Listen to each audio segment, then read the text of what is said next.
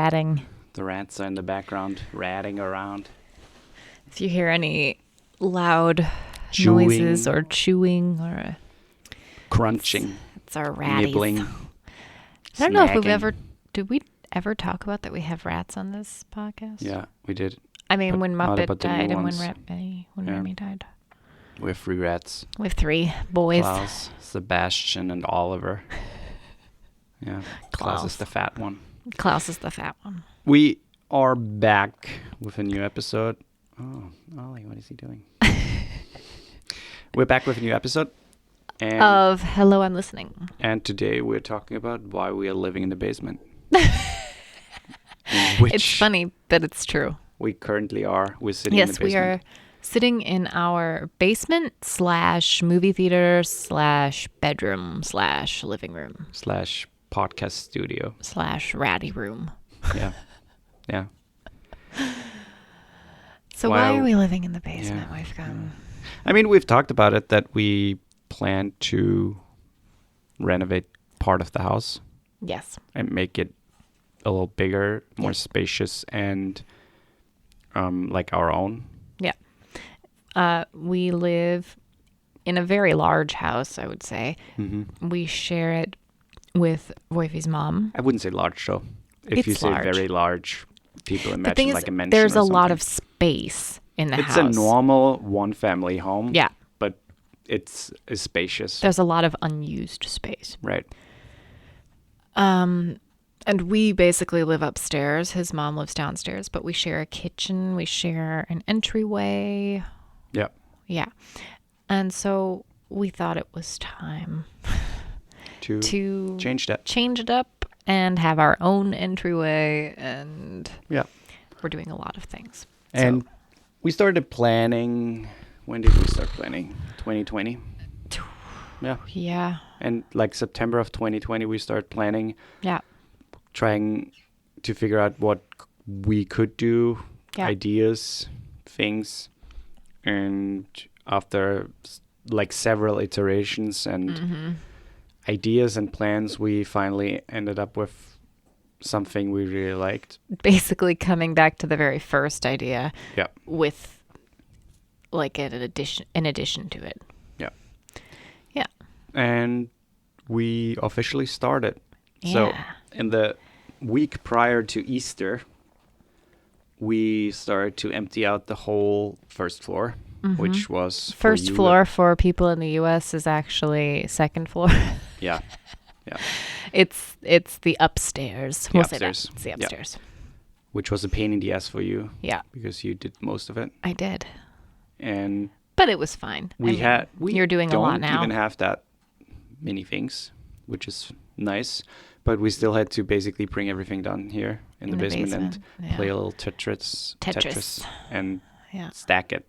Furniture make it. Tetris. Right.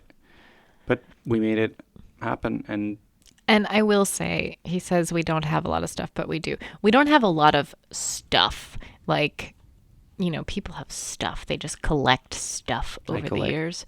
stuff. You collect stuff. You have some Blu-rays. stuff. Blu-rays. Yeah, I wouldn't call it Blu-ray stuff because that's like a hobby.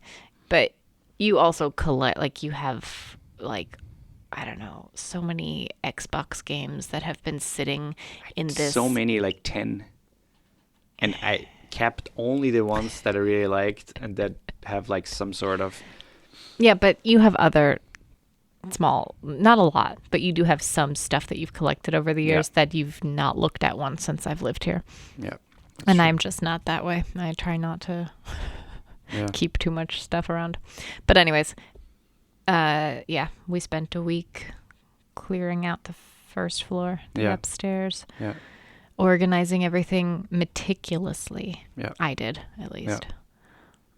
Because that makes it easier when you move everything back, Yeah. if it's well organized. Yeah. And now we sit here.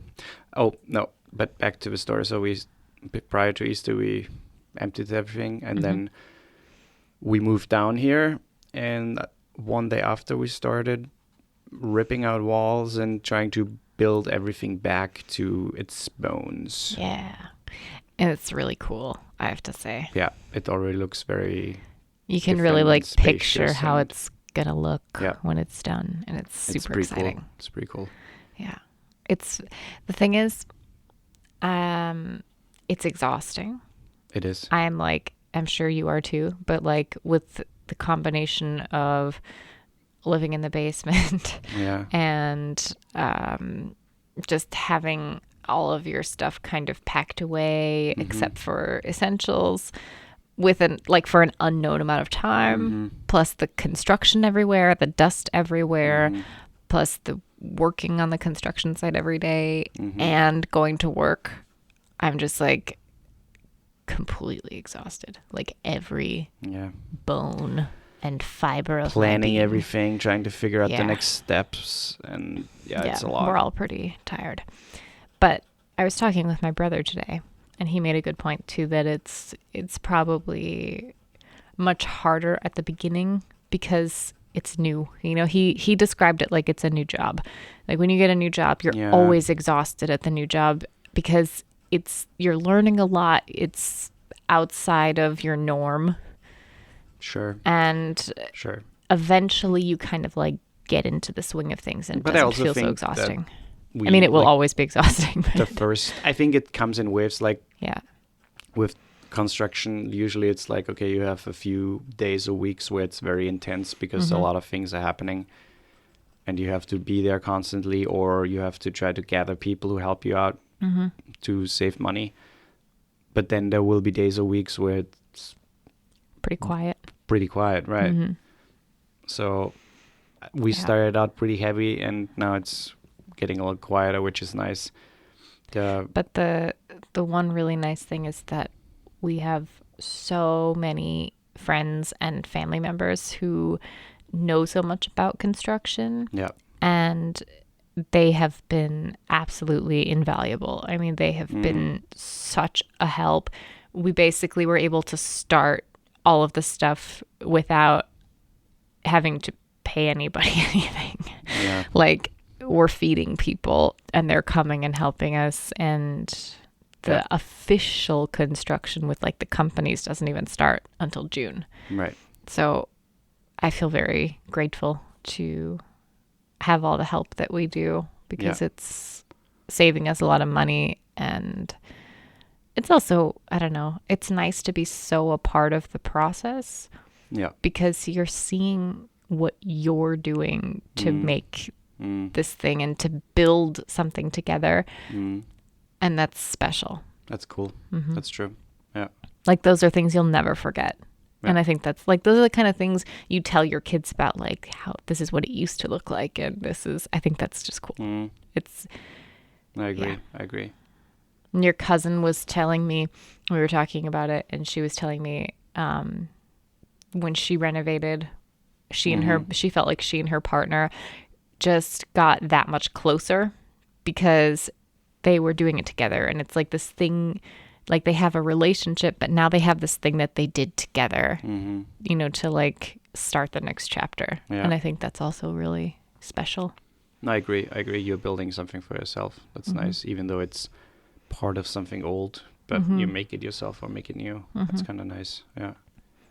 And also the potential of old spaces.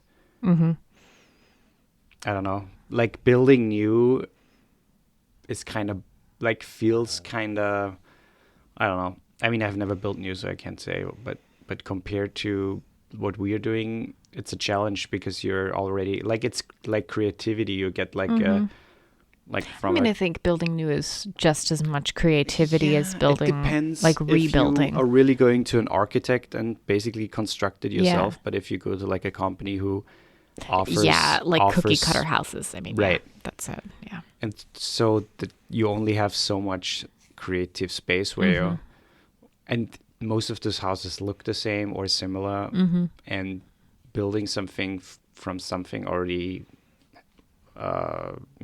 existing is very limiting, but at the same time the potential is almost endless, you know. Yeah. But yeah, that's why we live in the basement. Yeah. I was telling Libby and Leslie that I feel more adult right now than I've ever felt maybe in my life, because just knowing that we're going to be in debt for the next like 25, 30 years. Yeah. Unless the podcast picks up and we can make some extra money. Unless, all of you out there want to just donate a couple bucks. Yeah, we should start a Patreon. We really should start a Patreon. But that's it. I don't want to talk more because we're going to watch a Nick Cage movie. Nick Cage. Rage Cage. Fun fact before we end. Yeah. Probably not so fun fact, but fun fact. I despised Nick Cage for the majority of my lifetime. Because you didn't know his movies. The majority of my lifetime. I just was not a fan. And I didn't know why. I just didn't like him. He annoyed me. Oh, you're about to eat popcorn. It's going to be loud. People don't like that. Misophonia. But I just didn't like him. And like nobody that I dated, nobody in my family could get me to watch a Nick Cage movie. It was just not possible. And then enter Wolfgang. He and is a tremendous actor. And if you say something else, Wolfgang. No. Nick Cage. Yeah. He is. And you totally turned me around on him. And now it's like this creepy obsession. So it went from hatred to creepy obsession. You have to understand him. You have to stand his process of acting, of getting into roles, his insanity, but also his commitment. Yeah. And then you hear him talk and you understand that he's a total normal guy who doesn't understand. I wouldn't say normal. I mean, sure, he's eccentric. He is an actor, but I he's like down to earth in a way where you can see that all of his roles is just playing. He just tries to, express all that craziness. Yeah. I think he's super cool, and I want to see everything he's ever done and know everything about him. Yeah. So yeah, it's cool. Total 180. So we're going to watch the movie Next Yes. from 2007. It's a great movie. Indeed. Yeah. And that's it. And that's why we're living in the basement. Goodbye. Goodbye.